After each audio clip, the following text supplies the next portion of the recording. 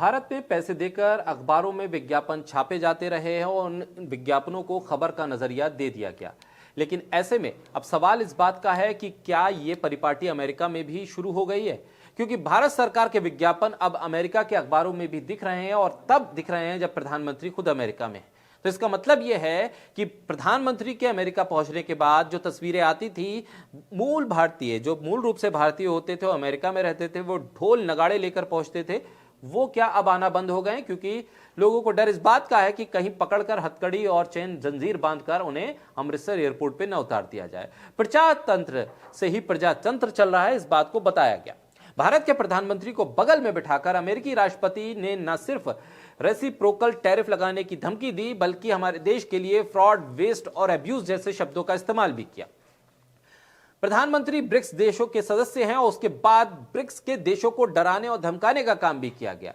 Modi America में है और उनके रहने के बावजूद अमेरिकी राष्ट्रपति का यह बर्ताव है, यह बर्दाश्त कैसे कर लिया गया? अवैध रूप से वीजा की जो तमाम नियम कानून है उसे दरकिनार करते हुए जो लोग अमेरिका चले गए, उनको वापस जिस तरह से भेजा गया, उसका सवाल प्रधानमंत्री नहीं पूछ पाए।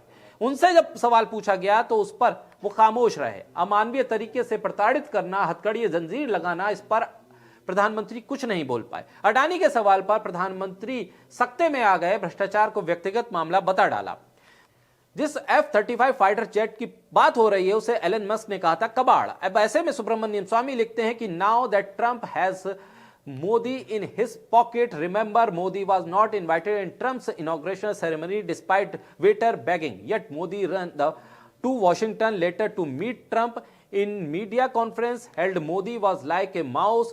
Now Trump, Russia and China are going to be a compact. यानी ट्रंप, रशिया और चाइना मिलकर एक नई रणनीति बना रहे हैं और इसमें भारत कहीं नजर नहीं आ रहा। प्रधानमंत्री को जब इनविटेशन नहीं मिला तो जबरदस्ती वो अमेरिका पहुंच गए। लेकिन ऐसे में अमेरिका दौरे से भारत को क्या फायदा होगा, इस पर सुब्रमण्यम स्वामी सवाल उठाते हैं और कहते हैं कि ट्रंप, रूस और चीन एक बड़ी रणनीतिक पहल करने जा रहे हैं जिसका साझेदार शायद भारत न बन पाए।